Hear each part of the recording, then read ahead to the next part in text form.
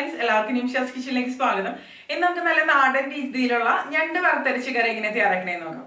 അപ്പോൾ ഇതിനു മുമ്പ് തന്നെ ഞാൻ ഞണ്ട് ക്ലീൻ ചെയ്യണ വീഡിയോ ചെയ്തിട്ടുണ്ടായിരുന്നു. അതുപോലെ ഞണ്ട് റോസ്റ്റിന്റെ റെസിപ്പിയും പിന്നെ നാടൻ രീതിയിലുള്ള ഞണ്ട് കറിയുടെ റെസിപ്പിയും ചെയ്തിട്ടുണ്ടായിരുന്നു. അപ്പൊ കാണുന്നവർക്ക് കണ്ടു നോക്കാം. ഇതെന്ന് പറയുന്നത് പക്ക നാടൻ രീതിയിലുള്ള ഒരു ഞണ്ട് കറിയുടെ റെസിപ്പി തന്നെയാണ്. ചോറിന്റെ കൂടെയൊക്കെ നല്ല അടിപൊളി കോമ്പിനേഷൻ തന്നെയാണ്.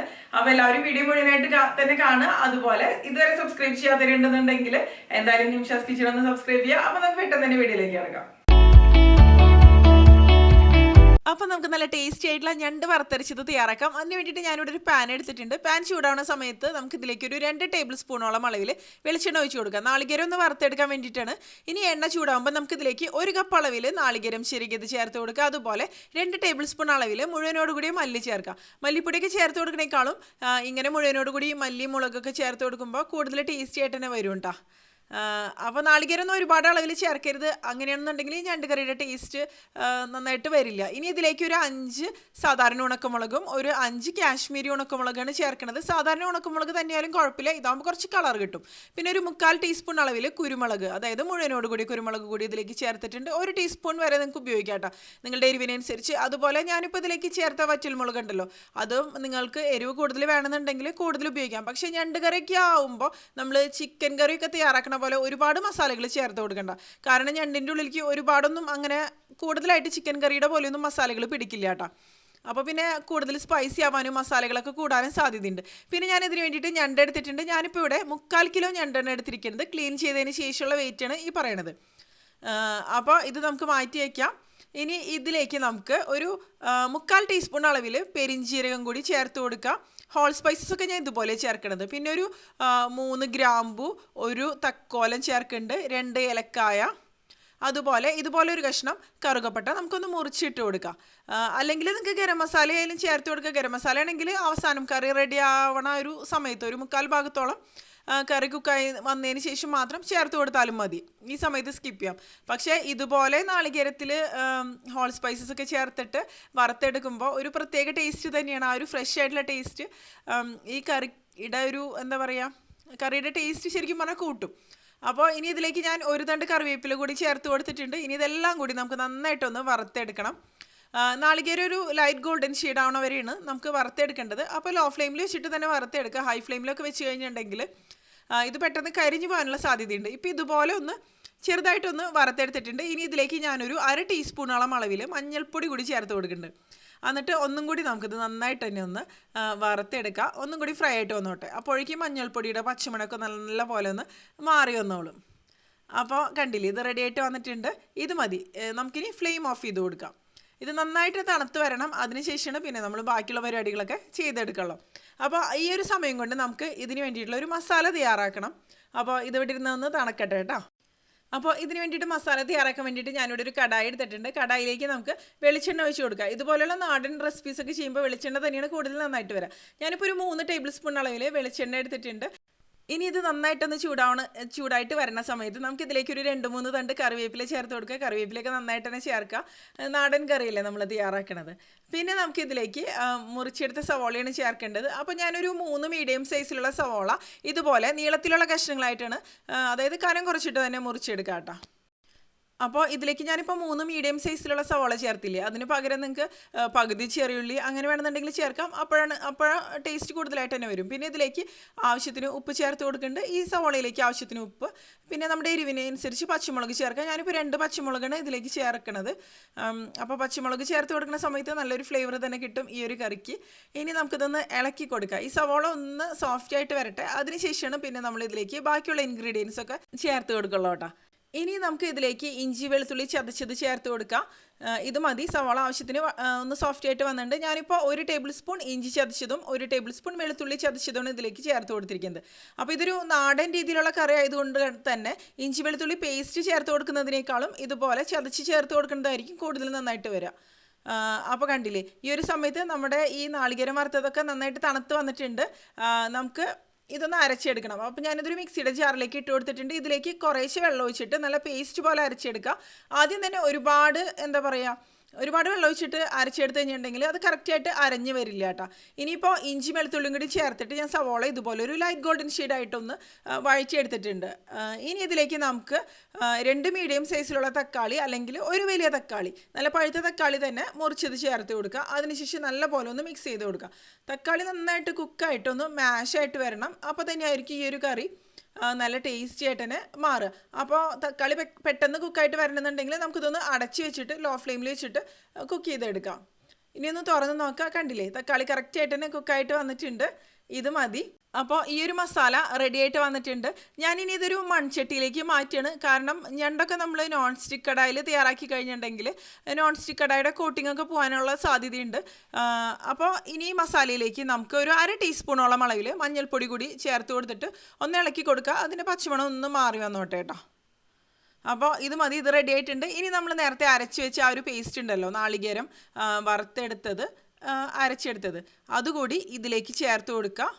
മുഴുവനായിട്ട് തന്നെ ചേർത്ത് കൊടുക്കുക കേട്ടോ. കണ്ടില്ലേ, ഇതിപ്പോൾ കുറച്ച് തിക്കായിട്ടാണ് ഇരിക്കണത്. ഇനി കുറച്ച് സമയം നമുക്ക് ലോ ഫ്ലെയിമിൽ വെച്ചിട്ട് ഇതൊന്ന് ഇളക്കി കൊടുക്കുക. പിന്നെ ഇതിലേക്ക് നമ്മളിപ്പോൾ ഉപ്പൊന്നും ചേർത്ത് കൊടുത്തിട്ടില്ലല്ലോ, അപ്പോൾ ആവശ്യത്തിനുള്ള ഉപ്പ് നമുക്ക് ഈ ഒരു സമയത്ത് തന്നെ ചേർത്ത് കൊടുക്കുക. അതിനുശേഷം നല്ലപോലെ ഒന്നും കൂടി ഒന്ന് മിക്സ് ചെയ്ത് കൊടുക്കുക.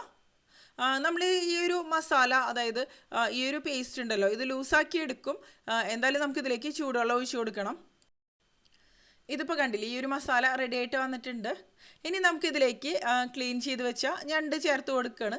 അപ്പോൾ ഞണ്ട് മുറിച്ചെടുത്തിട്ടുണ്ട്. അതുപോലെ ക്ലീൻ ചെയ്തെടുക്കുന്ന വീഡിയോ ഞാൻ ഇതിനു മുമ്പ് തന്നെ നിംഷാസ് കിച്ചണിൽ അപ്ലോഡ് ചെയ്തിട്ടുണ്ടായിരുന്നു. അപ്പോൾ കാണണമെന്നുള്ളവർക്ക് കണ്ടു നോക്കാം കേട്ടോ. അപ്പോൾ ഞണ്ട് നന്നായിട്ട് കഴുകിയെടുത്തതിന് ശേഷം ഇതിലേക്ക് ഞാൻ ഇട്ട് കൊടുക്കുകയാണ്. ഈ മസാലയായിട്ട് നമുക്കൊന്ന് മിക്സ് ചെയ്തെടുക്കാം. ഞണ്ടായതുകൊണ്ട് തന്നെ മിക്സ് ചെയ്തെടുക്കാൻ കുറച്ച് ബുദ്ധിമുട്ടായിരിക്കും, പക്ഷെ പതുക്കെ ഒന്ന് മിക്സ് ചെയ്തെടുത്താൽ മതി കേട്ടോ. അപ്പോൾ ആദ്യം തന്നെ നമ്മളിതിലേക്ക് വെള്ളം ഒഴിച്ച് കൊടുക്കണില്ല. ഈ ഞണ്ടായിട്ടൊന്ന് മിക്സ് ചെയ്തെടുത്തിട്ട് അതിന് ശേഷം മാത്രമാണ് നമ്മൾ ഇതിലേക്ക് വെള്ളം ഒഴിച്ച് കൊടുക്കുള്ളൂ. അപ്പോൾ ഞണ്ടൊന്നും ഒരുപാട് കുക്കിംഗ് ടൈമുള്ളൊരു ഐറ്റം അല്ല. മാക്സിമം ഒരു 15 മിനിറ്റൊക്കെ, 10-15 മിനിറ്റൊക്കെ കൊണ്ട് തന്നെ ഞണ്ട് നന്നായിട്ട് തന്നെ കുക്കായിട്ട് വരും. അപ്പോൾ ഇതുപോലെ കുറച്ച് സമയം ഒന്ന് ഇളക്കി കൊടുക്കുക. ഇപ്പോൾ കറക്റ്റായിട്ടൊന്ന് മിക്സായിട്ട് വന്നിട്ടുണ്ട്. ജസ്റ്റ് ഒന്ന് മിക്സ് ചെയ്ത് എടുത്താൽ മതി കേട്ടോ. കണ്ടില്ലേ, ഈ ഒരു രീതിയിൽ. അപ്പോൾ ഈ മസാലയ്ക്ക് ആയിട്ട് ഒന്ന് യോജിച്ച് വന്നോളും. അതിനുശേഷം ഞാനൊന്ന് അടച്ച് വെച്ചിട്ട് ഒരു 5 മിനിറ്റോളം സമയം ഒന്ന് കുക്ക് ചെയ്തെടുക്കുകയാണ്. മസാല ഒന്ന് പിടിക്കാൻ വേണ്ടിയിട്ട് മാത്രമാണ്. അതിനുശേഷം ഒന്ന് ഇളക്കി കൊടുക്കുക. അടിയിലൊന്നും പിടിക്കരുത് കേട്ടോ ഇത്. അപ്പോൾ അതൊന്ന് ശ്രദ്ധിക്കുക, ഇടയ്ക്കൊന്ന് ഇളക്കി കൊടുത്തോളാം. ഇനി ഇതിലേക്ക് നമുക്ക് നല്ല തിളച്ച വെള്ളം ഒഴിച്ച് കൊടുക്കാം. കാരണം ഇതിപ്പോൾ നല്ല ഡ്രൈ ആയിട്ട് തന്നെയല്ലേ ഇരിക്കണത്. അപ്പോൾ ഗ്രേവിക്ക് ആവശ്യത്തിന് വെള്ളം നമുക്ക് ഇതിലേക്ക് ഒഴിക്കാം. ഞാനിപ്പോൾ 1.5 കപ്പ് അളവിൽ നല്ല തിളച്ച വെള്ളമാണ് ഇതിലേക്ക് ഒഴിച്ച് കൊടുക്കുന്നത്. 1.5 കപ്പ് മുതൽ നിങ്ങൾക്കൊരു 2 കപ്പൊക്കെ വരെ ആവാട്ടോ. കാരണം നാളികേരം വറുത്തരച്ച് കറി ആയതുകൊണ്ട് തന്നെ ഗ്രേവി അല്ലെങ്കിൽ ഒരുപാട് തിക്കായിട്ട് തന്നെ മാറും. ഈ ഞണ്ട് ഇതിൽ കിടന്ന് നന്നായിട്ട് കുക്കായിട്ട് ഗ്രേവിയൊക്കെ ഒന്ന് കുറുകി വരണം. ആ ഒരു രീതിയിൽ തന്നെയാണ് നമ്മളിത് കുക്ക് ചെയ്തെടുക്കുന്നത്. അപ്പോൾ അതിനാവശ്യമുള്ള വെള്ളം ഇതിലുണ്ടായിരിക്കണം. അതിനുശേഷം ഇത് തിളച്ച് വരുമ്പോൾ നമുക്കിതൊന്ന് അടച്ച് വെച്ചിട്ട് ലോ ഫ്ലെയിമിൽ വെച്ചിട്ട് ഒരു 15 മിനിറ്റോളം സമയം ഇതൊന്ന് കുക്ക് ചെയ്തെടുക്കാം. ഇപ്പോൾ ഞണ്ട് നല്ലപോലെ കുക്കായിട്ട് വന്നിട്ടുണ്ട്. എണ്ണയൊക്കെ നല്ലപോലെ തെളിഞ്ഞ് വന്നിട്ടുണ്ട് കേട്ടോ. അപ്പോൾ ഇത് മതി. അപ്പോൾ ഞണ്ട് കറിയുടെ ഗ്രേവി എപ്പോഴും കുറച്ച് ലൂസായിട്ടിരിക്കണം, പ്രത്യേകിച്ച് വറുത്തരച്ച ഞണ്ട് കറിയുടെ. കാരണം വറുത്തരച്ച കറി ആയതുകൊണ്ട് തന്നെ ഇത് തണുത്ത് വരുമ്പോൾ അല്ലെങ്കിൽ പെട്ടെന്ന് ഭയങ്കരമായിട്ട് തിക്കായിട്ട് തന്നെ മാറും. അപ്പോൾ ഈ ഒരു തിക്നെസ് തന്നെ മതി കേട്ടോ ഗ്രേവിക്ക്. ഇപ്പോൾ ഞണ്ടിൽ മസാലയൊക്കെ നല്ലപോലെ പിടിച്ച് വന്നിട്ടുണ്ട്. കുറച്ച് സമയം ഇരിക്കുമ്പോൾ ഒന്നും കൂടി നന്നായിട്ട് പിടിച്ച് വന്നോളും. അപ്പോൾ കണ്ടില്ലേ, നമ്മുടെ നല്ല ടേസ്റ്റി ആയിട്ടുള്ള ഞണ്ട് വറുത്തരച്ചത് ഇപ്പോൾ കുക്കായിട്ട് വന്നിട്ടുണ്ട്. ഇതിപ്പോൾ കണ്ടില്ലേ, കറക്റ്റായിട്ടൊന്ന് കുക്കായിട്ട് വന്നിട്ടുണ്ട്. ഇനി നമുക്ക് ഫ്ലെയിം ഓഫ് ചെയ്ത് കൊടുക്കാം. ഇനി ഇതിലേക്ക് നമുക്കൊന്ന് വറുത്തിടാം.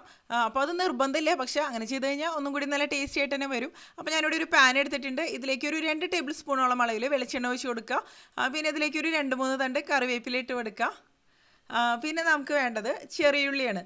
ചെറിയുള്ളി ഒരു 10-15 ചെറിയുള്ളി ഞാനിതിന് വേണ്ടിയിട്ട് മുറിച്ചെടുത്തിട്ടുണ്ട്. ഇനി അതും കൂടി നമുക്ക് ഇതിലേക്ക് ഇട്ട് കൊടുക്കുക. ഇനി എല്ലാം കൂടി നമുക്ക് നല്ല പോലെ തന്നെ ഒന്ന് മൂപ്പിച്ചെടുക്കാം. നന്നായിട്ട് തന്നെ ഒന്ന് ഫ്രൈ ആയിട്ട് വരണം ഉള്ളിയൊക്കെ. നമ്മൾ പിന്നെ ഇതിലേക്ക് വേറെ ഒന്നും ചേർത്ത് കൊടുക്കില്ല. അപ്പോൾ ഞണ്ട് കറിയുടെ ടേസ്റ്റ് നോക്കുക. അതിൽ എരിവ് എന്തെങ്കിലും കുറവുണ്ടെങ്കിൽ നിങ്ങൾക്ക് ഇതിലേക്ക് മുളക് പൊടി ചേർത്ത് കൊടുക്കാം. അപ്പോൾ മുളക് പൊടിയുടെ പച്ചമണമൊക്കെ മാറി നല്ല കറക്റ്റായിട്ട് തന്നെ വന്നോളൂ കേട്ടോ. ഇപ്പോൾ കണ്ടില്ലേ, ഉള്ളി ആവശ്യത്തിന് തന്നെ ഒന്ന് ഫ്രൈ ആയിട്ട് വന്ന് തുടങ്ങിയിട്ടുണ്ട്. ഇത് മതി, ഇപ്പോൾ കറക്റ്റായിട്ട് ഫ്രൈ ആയിട്ട് വന്നിട്ടുണ്ട്. ഇനി നമുക്ക് ഫ്ലെയിം ഓഫ് ചെയ്ത് കൊടുക്കാം. ഇനി നമുക്ക് നേരത്തെ തയ്യാറാക്കി വെച്ച ആ ഞണ്ട് കറി ഉണ്ടല്ലോ, അതിലേക്ക് ഈ ഉള്ളി ഒഴിച്ച് കൊടുക്കാം.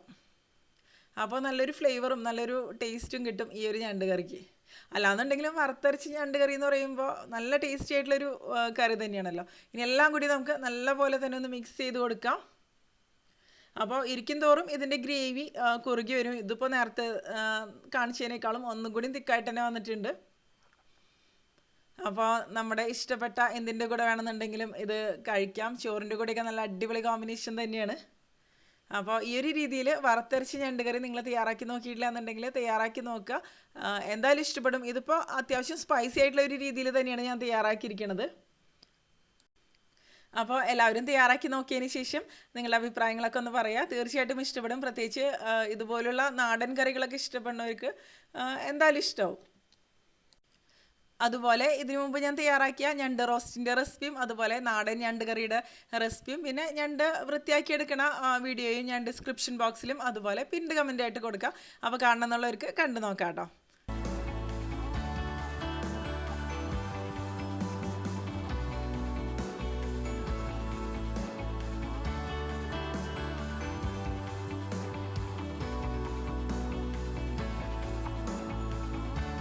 പിന്നെ നിങ്ങൾക്ക് വീഡിയോ ഇഷ്ടപ്പെട്ടുന്നുണ്ടെങ്കിൽ നിങ്ങളുടെ കൂട്ടുകാരിലേക്ക് ഷെയർ ചെയ്യുക. അതുപോലെ വീഡിയോ ലൈക്ക് ചെയ്യാനും ഇതുവരെ സബ്സ്ക്രൈബ് ചെയ്യാത്തവരുണ്ടെന്നുണ്ടെങ്കിൽ സബ്സ്ക്രൈബ് ചെയ്യാനും പിന്നെ നിങ്ങളുടെ അഭിപ്രായങ്ങൾ കമന്റ് ചെയ്യാനും മറക്കരുത്. അപ്പോൾ മറ്റൊരു അടിപൊളി റെസിപ്പി ആയിട്ട് വീണ്ടും കാണാം.